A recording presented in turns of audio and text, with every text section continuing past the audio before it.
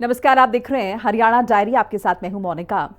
हरियाणा सरकार बगैर पर्ची खर्ची तो युवाओं को सरकारी नौकरी देती ही है। अब वो युवाओं को परीक्षा केंद्र तक लाने के लिए भी बसों का इंतजाम कर रही है। अभ्यर्थियों को उनके जिले के पास में ही एग्जाम सेंटर दिए जा रहे हैं और इसके लिए 8000 बसों की व्यवस्था की जा सकती है। हरियाणा कर्मचारी चयन आयोग HSSC इसी महीने 26 और 27 जुलाई को ग्रुप सी CET की परीक्षा आयोजित कर रहा है। प्रतियोगी परीक्षा के लिए 13,48,000 अभ्यर्थियों ने रजिस्ट्रेशन करवाया है। अभ्यर्थियों को एग्जाम सेंटर तक पहुंचाने के लिए करीब 8000 बसों का भी हरियाणा सरकार इंतजाम कर रही है। मुख्यमंत्री नायब सिंह सैनी के आदेश पर हरियाणा का ट्रांसपोर्ट विभाग दिन रात काम में लगा हुआ है। अभ्यर्थियों का किराया माफ किया जा सकता है। सरकारी के साथ निजी बसों का भी इंतजाम किया जा रहा है। स्टेज कैरेज स्कीम के तहत चलने वाली बसों के अलावा स्कूल कॉलेजों की बसों का भी परिवहन विभाग इस्तेमाल कर सकता है। हरियाणा सरकार की कोशिश है कि सभी अभ्यर्थियों का उनके घर के पास के ही जिलों में सेंटर पड़े। अंबाला जिले के अभ्यर्थियों का चंडीगढ़ में एग्जाम आयोजित किया जा सकता है। भिवानी जिले के अभ्यर्थियों को चरखी दादरी, हिसार, महेंद्रगढ़, रोहतक, सोनीपत में एग्जाम हो सकता है। चंडीगढ़ के अभ्यर्थियों को यमुनानगर और चरखी दादरी के अभ्यर्थियों को महेंद्रगढ़, फरीदाबाद जिले के अभ्यर्थियों को पलवल, फतेहाबाद जिले के अभ्यर्थियों को जींद, सिरसा गुरुग्राम के अभ्यर्थियों को फरीदाबाद, हिसार के अभ्यर्थियों को भिवानी, फतेहाबाद, जींद एग्जाम सेंटर मिल सकता है। झज्जर जिले के अभ्यर्थियों को फरीदाबाद, रोहतक जींद जिले के अभ्यर्थियों को कैथल, करनाल, पानीपत, कैथल जिले के अभ्यर्थियों को चंडीगढ़, पंचकुला, करनाल जिले के अभ्यर्थियों को पंचकुला एग्जाम कराया जा सकता है। पहले से जिन लोगों का सरकारी नौकरी में चयन हो चुका है वो बगैर पर्ची खर्ची के केवल मेरिट पर नौकरी मिलने की बात कह रहे हैं।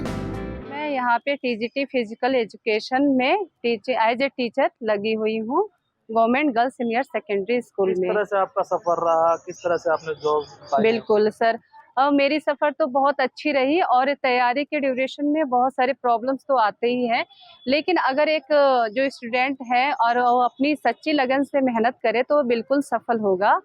और जो रही गवर्नमेंट की बात, तो ये गवर्नमेंट बहुत अच्छी है क्योंकि इसने कोई पैसे घूस वूस कुछ नहीं हमने दिया और हमने अपनी सच्ची लगन मेहनत से सफलता हासिल की है। बहुत सार्थक साबित हुई है। इससे पहले जब हम पढ़ते थे तो हम सुनते रहते थे कि जॉब्स नहीं मिलती हैं, बहुत मुश्किल होगी, पैसे देने पड़ते हैं या सिफारिश लगवानी पड़ती है। जैसे हम पिछली सरकारों के बारे में सुनते आए थे, देखते भी आए थे, लाइव एग्जाम्पल्स हमने देखे भी हैं कि सरकार ने कुछ गलत भर्तियाँ की या पैसे वगैरह का घोटाला भी हमारे सामने आता है। सिंस अडल्ट होने के बाद हम इन सब चीज़ों के लिए बहुत जागरूक रहे हैं।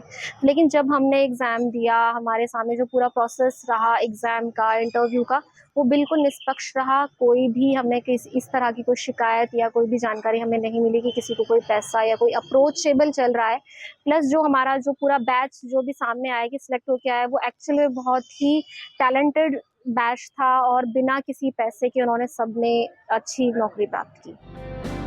हरियाणा सरकार सरकारी नौकरी देकर दिन पर दिन नए कीर्तिमान स्थापित कर रही है। जो युवा प्रतियोगी परीक्षा की तैयारी कर रहे हैं उनके लिए भी गांव-गांव में लाइब्रेरी खोली गई है। मुख्यमंत्री नायब सिंह सैनी का पूरा दिन काफी व्यस्त रहा। अपने लोगों की चिंता में वो ये तक नहीं देखते कि दिन है या रात है। वो लगातार लोगों की भलाई के लिए काम करते रहते हैं। सोशल मीडिया पर भी वो जाने माने लोगों को श्रद्धा सुमन देने के साथ साथ अपने काम की जानकारी मुहैया कराते हैं। एथलीट फौजा सिंह को श्रद्धांजलि। मुख्यमंत्री नायब सिंह सैनी ने पंजाब के जालंधर के प्रसिद्ध एथलीट और फिटनेस के प्रतीक फौजा सिंह के निधन पर उन्हें श्रद्धांजलि दी।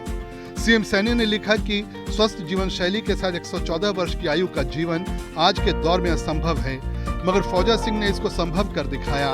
उनकी अदम्य ऊर्जा और स्वस्थ जीवन शैली का संदेश सभी के लिए प्रेरणा स्रोत है। उनकी जीवन यात्रा आने वाली पीढ़ियों को अनुशासन, संकल्प और सकारात्मक सोच के साथ आगे बढ़ने की प्रेरणा देती रहेगी। गुजरात के सीएम भूपेंद्र पटेल को जन्मदिन पर शुभकामना। सीएम सैनी ने गुजरात के मुख्यमंत्री भूपेंद्र पटेल को उनके जन्मदिन पर शुभकामना दी। उन्होंने लिखा, ईश्वर से प्रार्थना है कि आप सदैव स्वस्थ रहें, दीर्घायु हों और ऊर्जावान बने रहें। गुजरात के विकास में इसी प्रकार आप नेतृत्व प्रदान करते रहें। अमर रचनाकार पंडित लक्ष्मी चंद की जयंती पर नमन।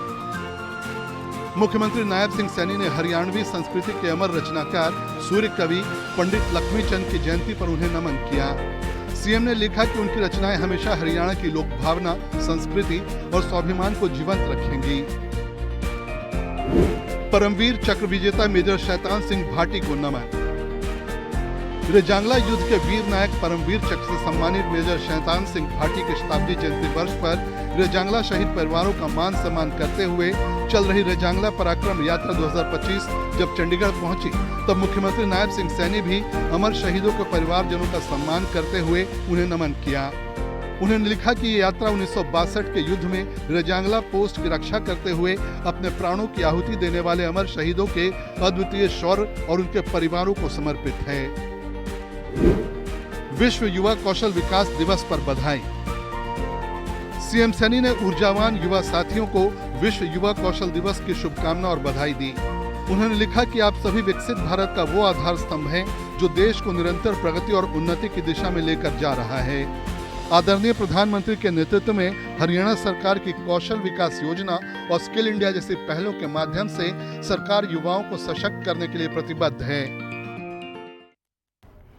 और इसी के साथ हरियाणा डायरी में फिलहाल इतना ही। नमस्कार।